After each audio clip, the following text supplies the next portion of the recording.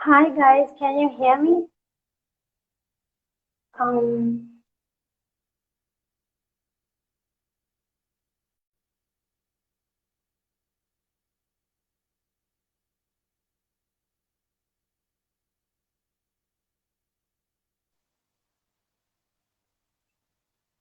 Sorry, this is supposed to be Youth Box, their live session, but their live isn't working, so I'm joining from my account. Mm,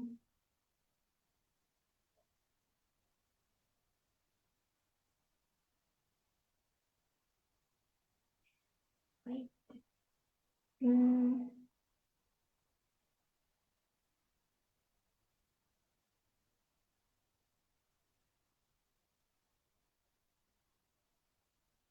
Youth Box, are you joining or what is it?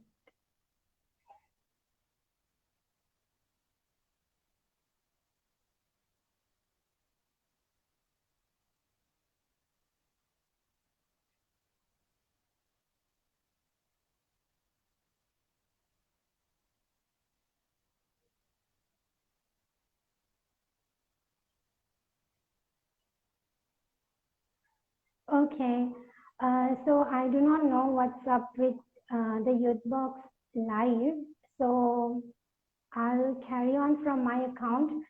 But this is actually supposed to be Youth Box live session. So can you please drop a message if it's okay if I start Youth Box?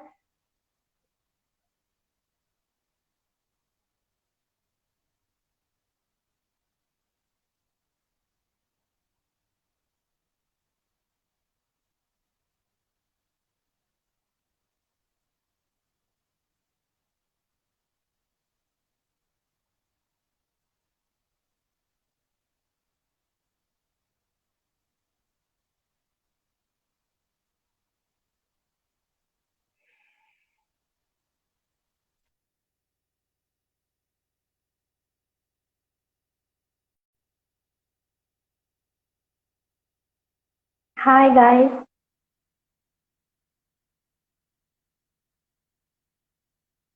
Okay, I don't know. I'll start because I don't want to keep you guys waiting. So today's topic is supposed to be in regard to stress and stress management. So, what Youth Box wanted me to do was give an overview of what stress is and how we can actually cope and also take the necessary measures in order to help us from not going into a state of chronic stress. Okay, so first let me explain to you in the simplest terms as to what stress is. So, stress is supposed to be a reaction our body gives us during times of pressure. So, what do we mean pressure?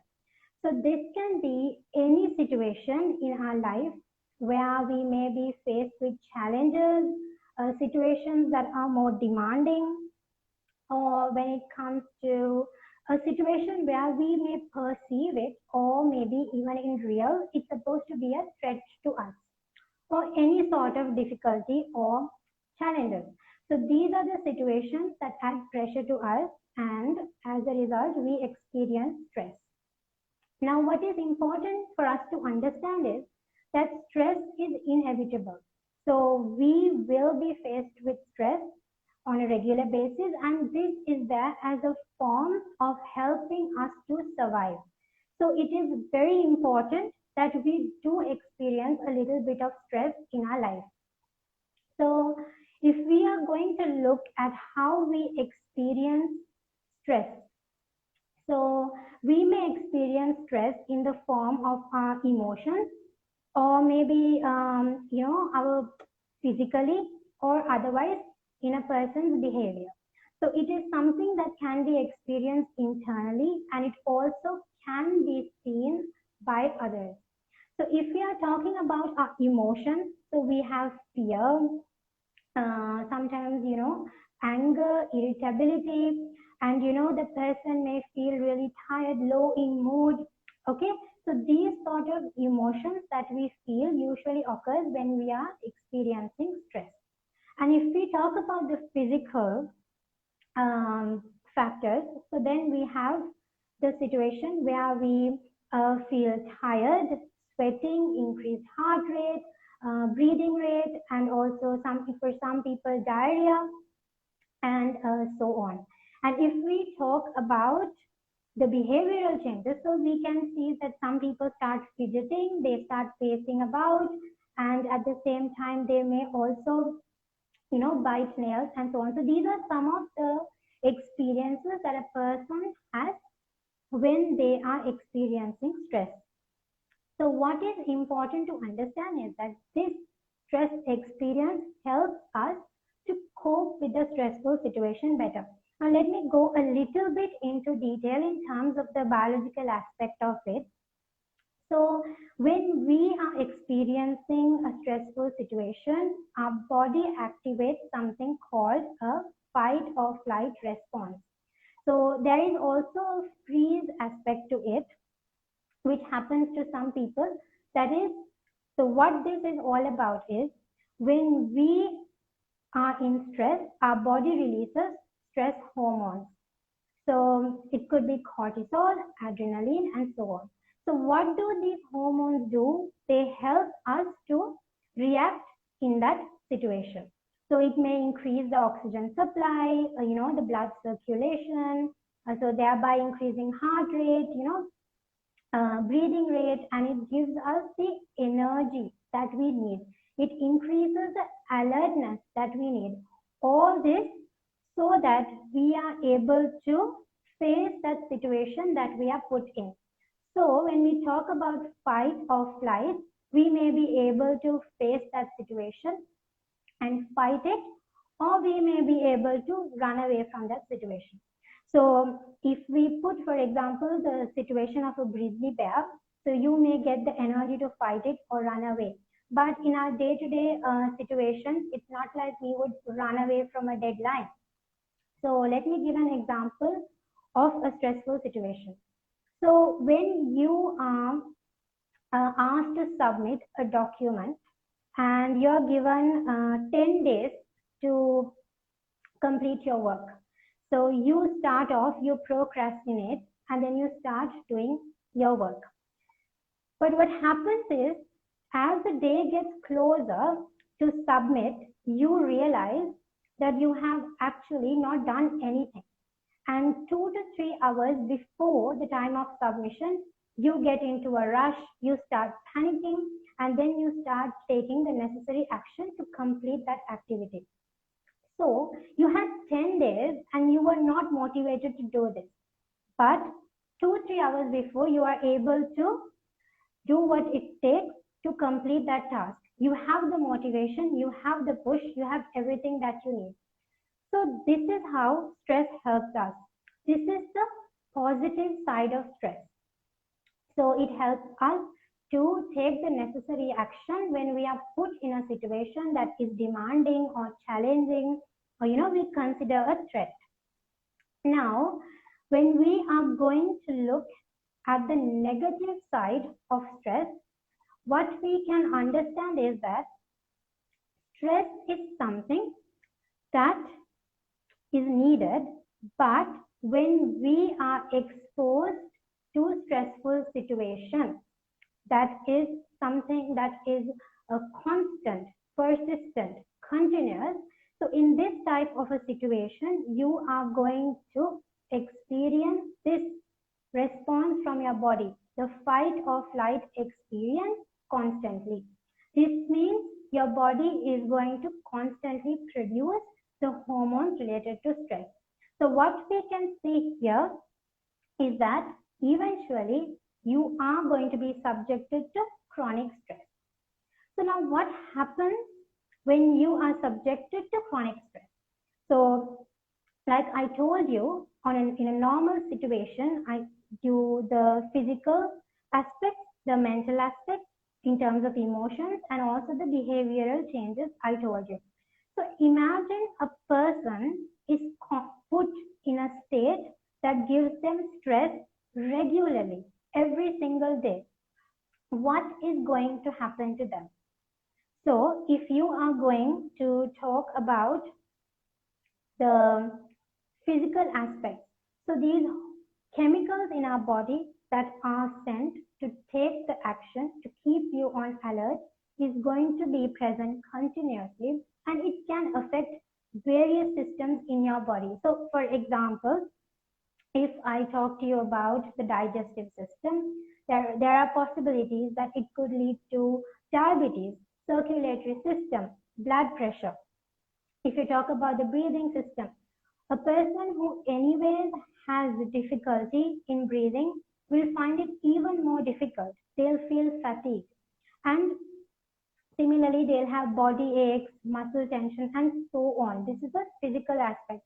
And then when you talk about the emotions, so if a person is constantly irritated, angry, frustrated, this is also going to lead them to have difficulty when it comes to taking life decisions. They will always feel overwhelmed, they will feel upset, they will feel frustrated, and with time it can even lead to anxiety and also depression in worst cases. And then if you talk about the behavioral changes, so what happens is the person may be subjected to overeating or reduced eating because they may have an increase or decrease in appetite because they're constantly, worried.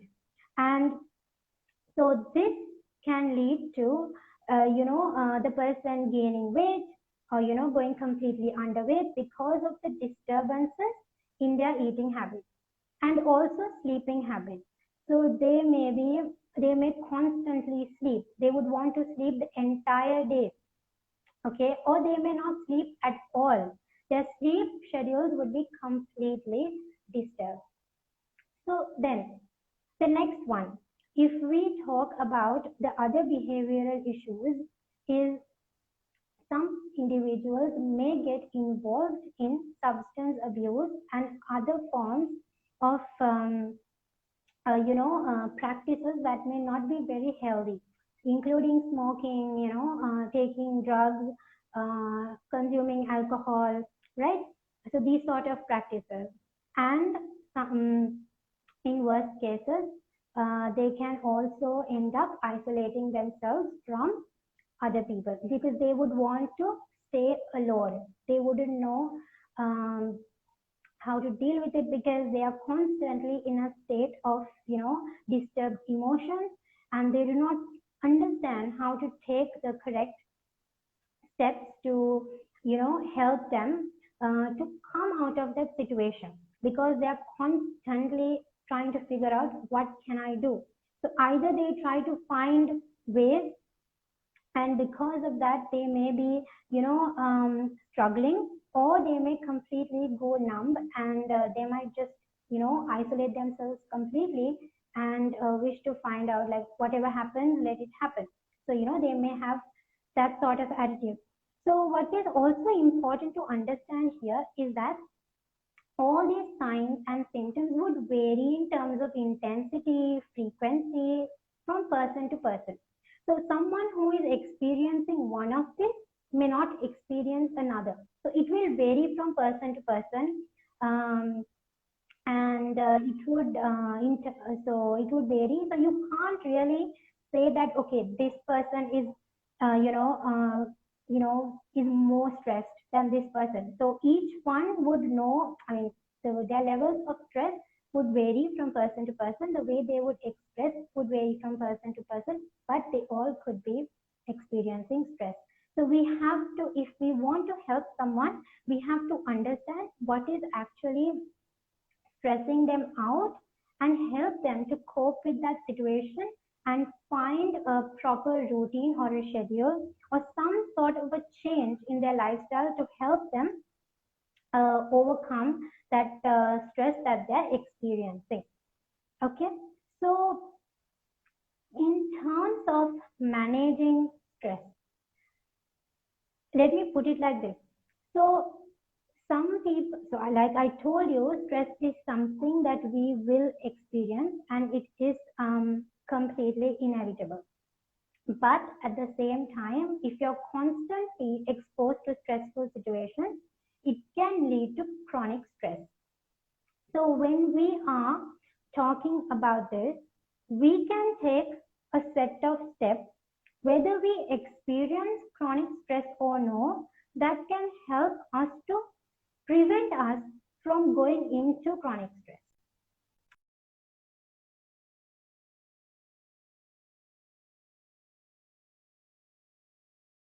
That will help us to deal with the situation better. That will help us to cope. It will make us more resilient. It will make us more aware of who we are and what we are feeling.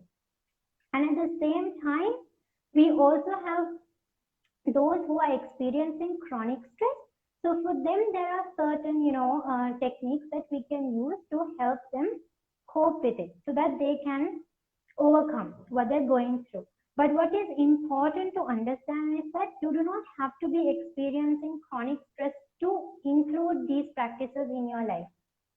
Okay, so anyone, it's always best to include these in your daily routine so that you actually feel better and you get that resilience so that you can cope with the situation when you are faced with it, so that you do not go into a state of chronic stress, right? So the first important thing is when we are talking about time management, which most of us lack, right? So when we are talking about time management today with online, everything happening online, different people are, scheduling meetings and like, for example, even as the live sessions at 5 based on our free time or meetings that so we can't exactly schedule something uh, uh, properly because we don't have like a start time and end time to the day.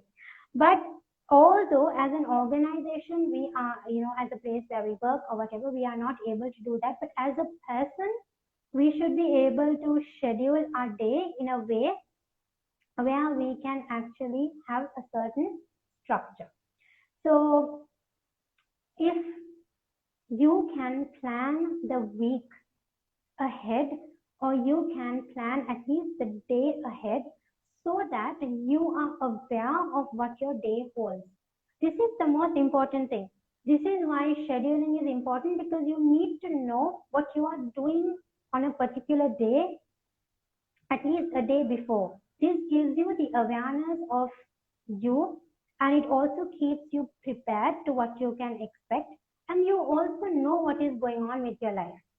So this is very, very important. And then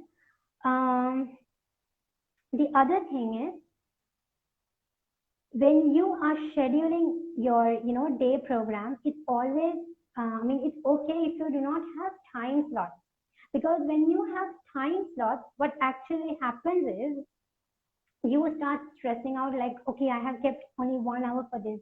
Now I have taken more than 1 hour. So I'm going on for like 2 hours, 3 hours. I won't get to do my other tasks. So you are stressing again over that. So unless it's like a meeting and you have to be there for things that you are doing, it's completely okay to be a bit flexible on them. So you can actually say, today I'm going to do this, this, this, this, this.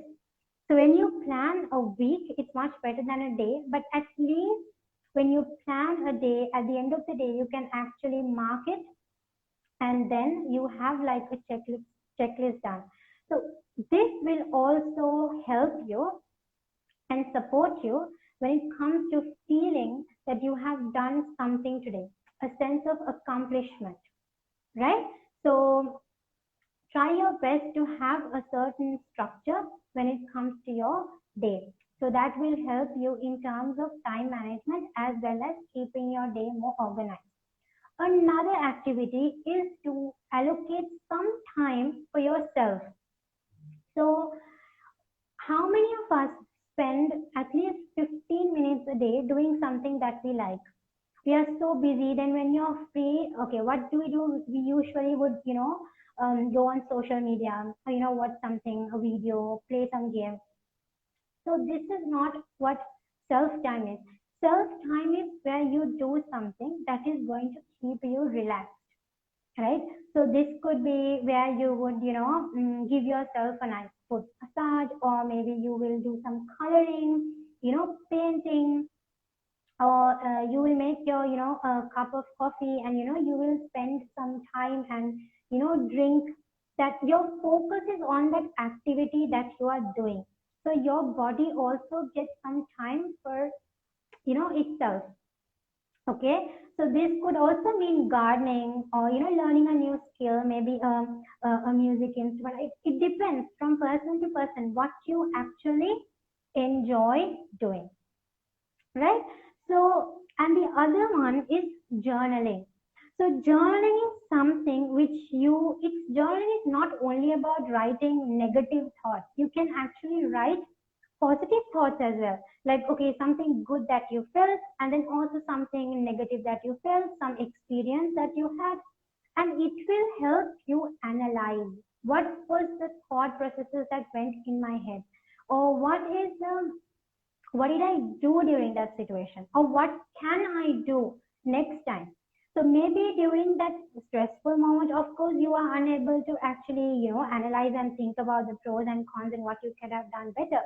But at the end of the day, while you are writing this will help you and give you some awareness about yourself. So this is very important, because most of us have no self-awareness. We do not know what we are feeling.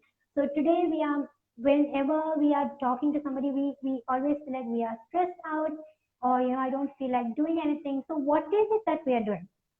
Yeah, why is it that we are feeling this way? Do we know what is going on? Or do we know what are we feeling? So there's always a question mark, right?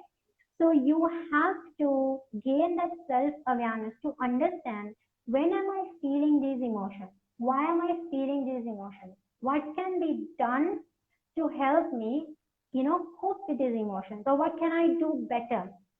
Okay. So did this situation happen because of me, or did this happen because of somebody else? So, okay, if it happened because of somebody else, then is it under my control? No. Maybe they behaved in this way. So should I get stressed out over it? So there are so many ways you can think, and this will give you the resilience and to cope. But this does not mean you're going to, stay in that stressful situation at all times. No. So the moment you get clarity, the moment you get a better understanding about yourself, you will be able to take the right decision in order to solve or to find the correct solution to the situation that you are in. Okay. So this is these three things, and a journaling, what practices that you do for self-care, as well as when it comes to all these tips that I have shared with you so far, these all will, if something anyone should be doing, time management, keeping yourself organized. It's not someone who is experiencing chronic stress, but everyone should include this. So for someone who is experiencing chronic stress, these tips will be useful, which I'm going to share right now. And at the same time, you may be able to notice if you have these practices. So you can still include these and correct these, so that you can avoid experiencing stress in the future. Okay, chronic stress in the future. So one of them is to have good sleeping habits. So that is very important. You have to get quality sleep, continuous quality sleep. So if you're sleeping for 7 hours, it has to be continuous sleep. Sleeping 4 hours at night, 3 hours during the day does not count as continuous sleep. So you have to get that continuous sleep, and at least 1 to 2 hours before you go to bed, which for most is impossible, 2 hours, but at least 1 hour before you go to bed, try to turn off your devices, because the screen light tends to production of sleep hormone and thereby also lead to disturbances and delayed sleep. So try your best to turn off all your devices and relax your mind and then go to sleep. And the next habit is to include cardio exercises. So at least 20 minutes of cardio daily, and this could be jogging, skipping, cycling, swimming, all these, whatever is within your home, in your convenience, so you can do. Because if you do not have a garden, so of course you can skip at home. So these help in boosting serotonin levels. So what are serotonin? We also call it as happy hormones. So these actually help you in balancing your mood, in bringing your mood to a much more stable state. So you can, of course, have good sleep, like I told you, because sleep is, if you lack sleep, your brain isn't able to function properly. You will be, your levels of stress, irritability, and productivity. So first few will increase, productivity will decrease. And so therefore it's important to have good sleep schedules. And when it comes to exercises, that will help you to balance your mood. And the third is try to include certain relaxation techniques. For example, deep breathing exercises, because this again helps to bring down cortisol levels, that is the levels of stress hormone, because it increases oxygen supply. It again brings your focus back to yourself. So when you are doing deep breathing exercises or cardio exercises, always try to focus on yourself and what you are doing. Don't try to think about the problems or what is disturbing you, but bring your focus entirely to you. So you can do these deep breathing exercises like once in the morning, once at night before you go to bed, or any time when you are in a stressful situation. You can also practice these deep breathing exercises, because that will help you calm down and then deal with the situation better. So some of you might have tried these and still might not be able to recover, but sometimes these tips could be new to some of you. So in whichever way, try to include these and also reach out for support. It's very important to get the support that you need, and always if there is a chance that you can you have a go-to person.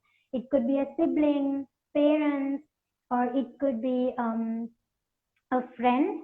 If you can speak to them and share what you feel, but you would know who it is that who makes you feel better, and who helps you, who wants to help you grow, right? So these are the people you should keep in your circle as a, the go-to people, and try to get their support or get the help of a professional, because this is very important, and you do not have to worry about what another person is going to think or say, because you are reaching out for help. People will keep saying whatever they want to say whenever they feel like saying. So our life does not depend and revolve around that, because only you know what you are going through. So try to get that help when you need. Reach out for a professional. If you do not have anyone, a friend, a family, someone that you can trust, go for professional help and use that to help you recover and feel better. Because sometimes our lifestyle itself can be the reason as to why we are experiencing this stress. So all these examples that I told you may not necessarily be because of stress. So it can be because of various other reasons. Maybe a problem with the functioning of an organ, or it could be anything. But this is something what I said overall, in terms of when you look at things from the perspective, I mean, from a stress perspective. So what you could be feeling and all that. So try to include these, time for yourself, good sleeping habits, then exercising, journaling, understanding yourself, and finding a good support system. And based on that, whether you experience chronic stress or no, try to include this and have a proper schedule for yourself to help you with stress. So always know that there is a positive aspect to stress. It helps us in survival. But at the same time, if you leave it unattended, if you do not find ways to cope, and if you're constantly put in that state without a break, without a state, I mean, a chance to recover from it. So in that type of a situation, so it can be quite dangerous. So this was what we wanted to cover. So I hope it was useful. And do you guys have any questions? Maybe if you guys don't want to put it here, maybe you can message me privately. I hope I didn't miss anything.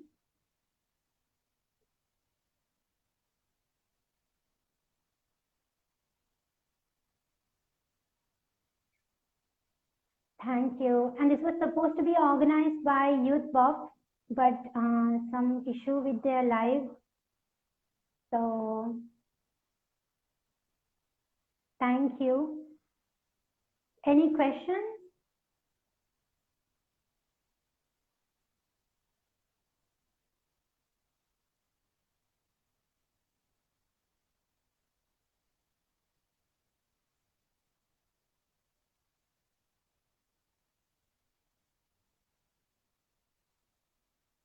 You're welcome.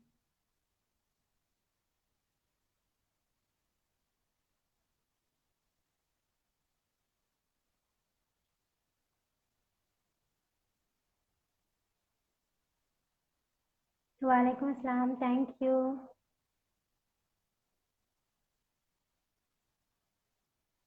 Any tips to deal with toxic people? Okay. So that's a whole different topic to talk about. But anyways, when you know that someone is toxic,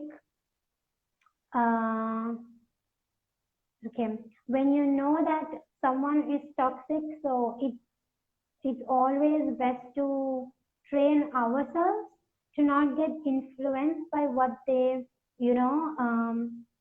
say or do, and not to take anything they say or do personally, which can be a little difficult because it's obviously going to hurt.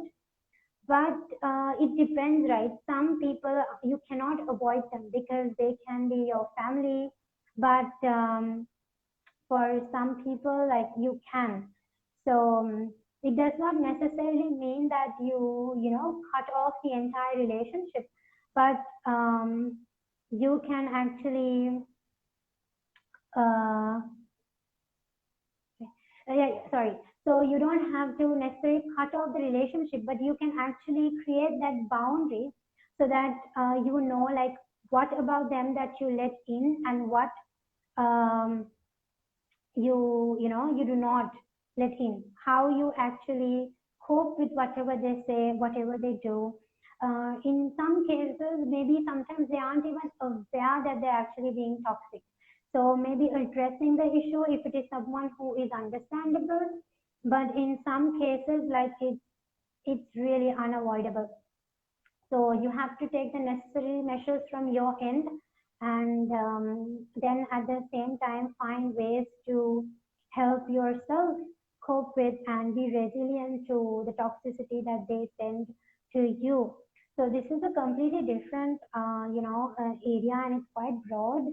So we'll try to share something on that later. Okay, wait.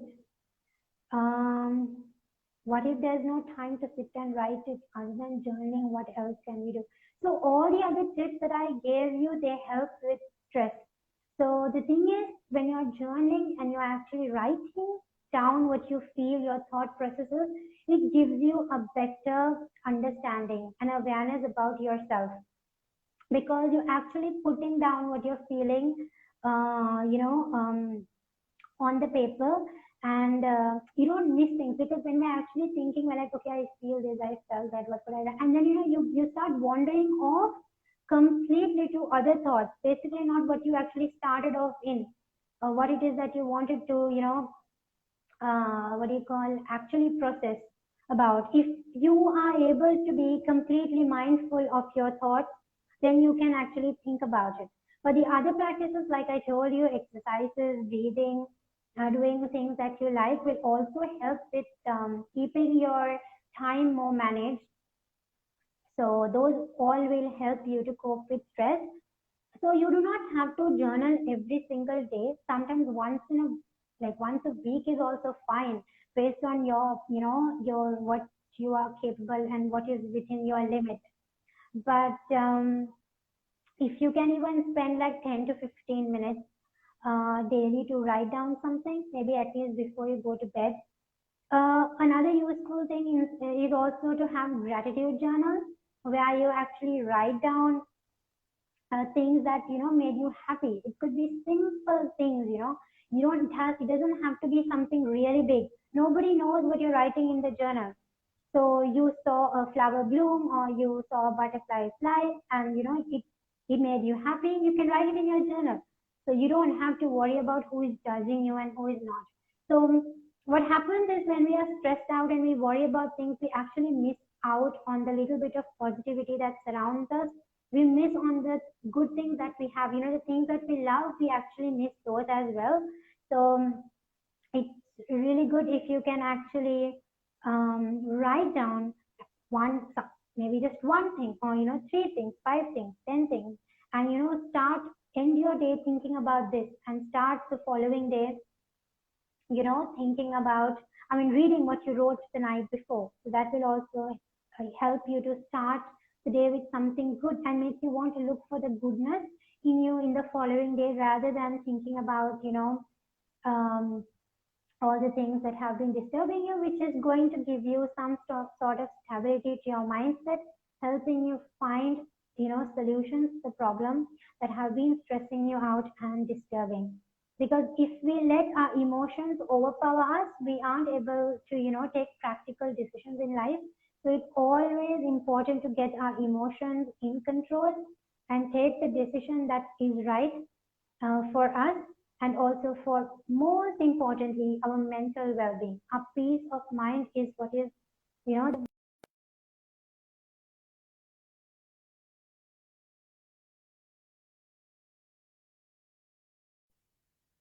I am overloaded by classwork because I took the spring day. Yes, the first thing you have to do is, this is the question about classwork, and choosing the stream late. So you of course have to have a timetable organized for you, and have a fixed time to go to bed and wake up. And of course, include all the tips that I told you. Have to get more organized. Like I said, if you allocate even 3 to 3.5 hours a day for your studies, and take at least just a half an hour break in between, you should be able to cover a lot of content. And you can take like 5 minutes break in between your study time, after after about 30 minutes, like about 5 minutes break. But what's important to know is that you do not start using your phone or going on social media during that break time, because that isn't going to help you relax.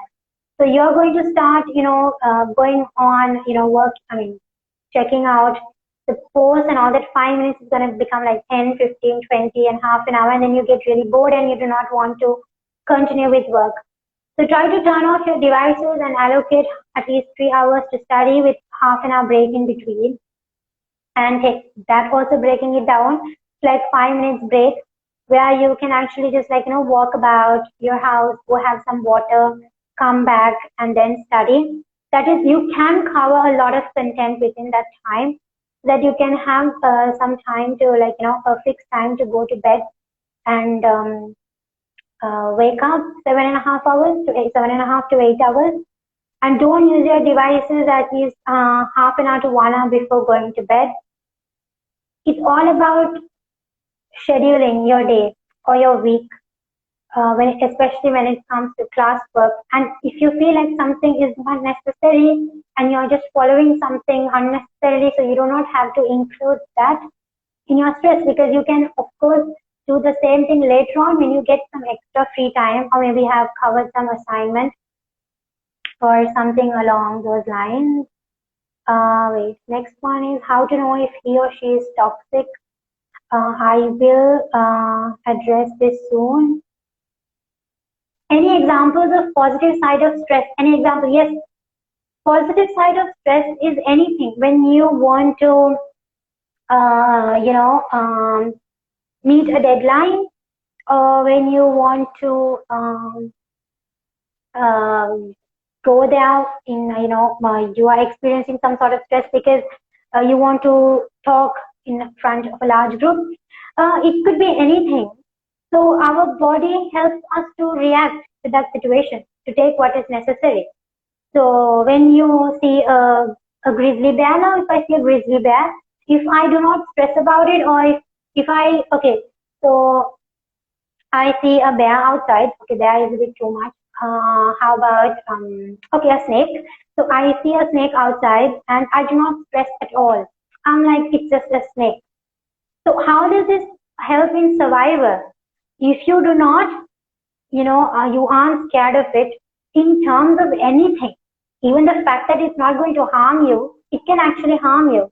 But the fact that you're able to get, feel stressed at the presence of that snake will actually give you that, the energy, the alertness and everything that you need to take the necessary action to protect yourself from that snake. So maybe you will, try to call for help, or you will be, you will try to find a way as to how you can escape from this situation without allowing that snake to harm you. So these are the basic, like things, the little things that happen daily, and you feel stressed out, you feel worried, you start to panic, and then you start to take the right decision, and then you sort it. Like you either face it or you either run away from it. But if you, even in terms of like a boss, for example, why is it that you feel stressed out in the presence of the boss? Maybe you feel he is a threat to you. The body starts to be more alert, more focused, trying to do something, and maybe you feel like that's not a good situation, the right situation for you to be in. So you might try to take the necessary steps to solve that. Okay, I hope I answered your question. But it is only option to learn now. Can you please give me some tips? Yes, online classes. Okay, first of all, you can't concentrate in online classes because it gives you a headache. Why does it give you a headache? What about it is difficult for you? Listening to it for a long time, or like, watching the, like completely like, looking at the screen the entire time? Because even in that situation, you might have to, if it's because, you're constantly looking at the screen and it's giving you a headache, so you can actually go and check your eyesight as well, because constant exposure to the screen can also have an impact on your vision. But at the same time, you may have to, otherwise if it's about listening, or you may have to take a little breaks in between the online sessions, or you may have to speak to your lecturer or somebody and address the issue and ask them, because it's unavoidable in this situation, the current situation that we are in. Thank you. How to overcome laziness? So, okay, that's again a completely different topic here. But procrastination or laziness or whatever is, of course, it's very difficult to immediately find, a solution to it. But what you can do is try to use the 1, 2, 3 rule. And the moment you decide to do something, don't let your mind think otherwise. Immediately get up and start doing it. Once your body starts to, get used to not thinking otherwise and, doing what it's supposed to do, it becomes a habit. And you might be, so obviously initially you have to be very consistent, very focused, very mindful, and you have to give the push to yourself to take that action. But with time, because see, we all brush our teeth every day, we don't need a push for that. That's because our brain has been trained to brush our teeth, right? So similarly, any habit, if you practice if you practice something continuously on a daily basis for about a month, you can make it a habit. But initially, you will have to put that, give yourself that push. So you can try and what do you call be consistent and try to use that 1, 2, 3 rule and take the action immediately instead of letting your mind to think otherwise, right? Um, any other questions? Please do post this live for many to. Yes, sure. Inshallah, I'll post it. Did I answer the question about the laziness? I think I. Hmm. Any other question?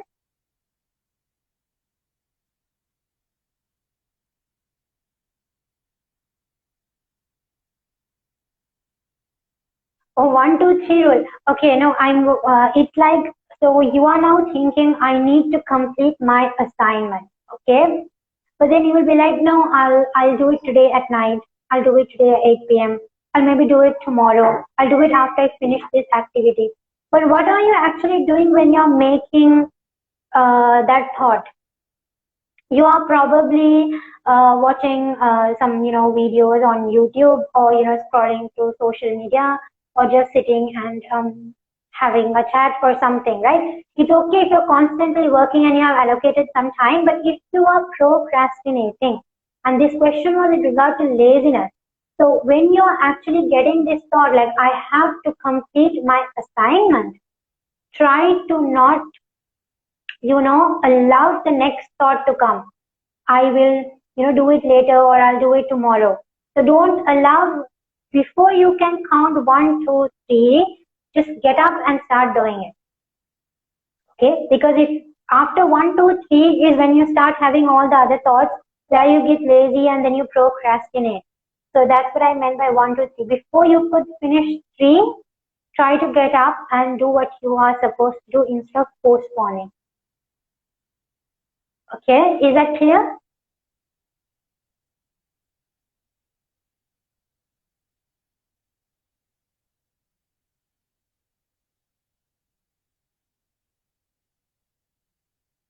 Do we have any more questions?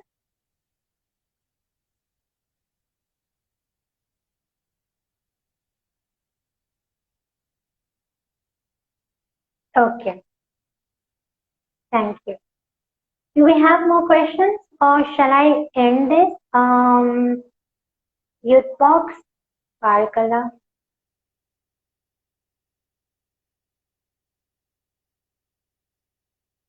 Cool. Youth box, shall I end the live session?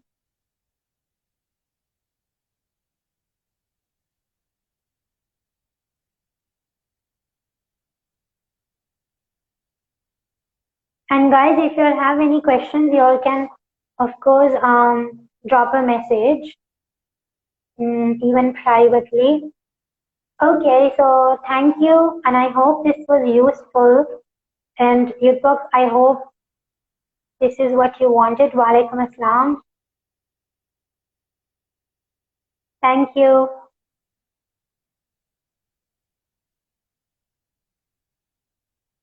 Okay, guys, see you. Bye.